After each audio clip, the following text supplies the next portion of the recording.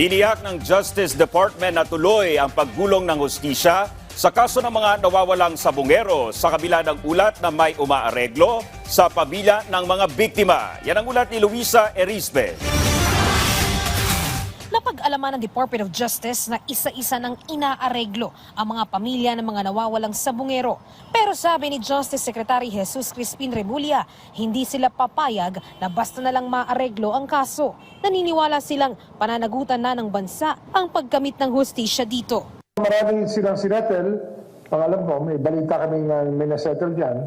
Ang sabi ko nga, the state has taken a special interest in this case.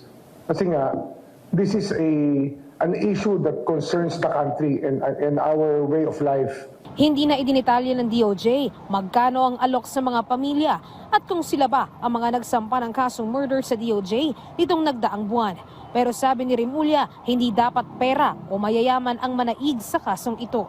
Hindi maaaring ang taong maraming pera ay magsasabi kung sino ang pwede mabuhay at sino dapat mamatay. Hindi po gano'n, wala nga tayong death penalty rito eh. Pero kung pera ho magdidictate niyan, ano na mangyayari sa lipunan natin? Kaya meron pong interest dito ang estado natin. Samantala, hinggil naman sa investigasyon ng DOJ sa kaso, nakapagsumiti na ng affidavit o sinumpaang salaysay si Julie Patidongan o alias Totoy sa kaso. Pero hindi pa siya itinuturing na state witness. Ani Remulla, maituturing lang siyang state witness sa oras na umakyat na sa korte ang kaso. Ang expectation kasi namin yan, pag nasa korte na yan, doon maglalabasan ng testigo. Lalong-lalo na kung may na-serve the warrant of arrest na tungkol dito sa pangyayari nga sa mga sabongero.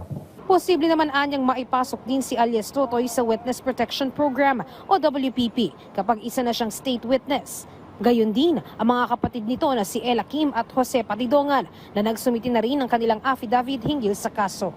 Luisa Erispe para sa Pambansang TV sa Bagong Pilipinas.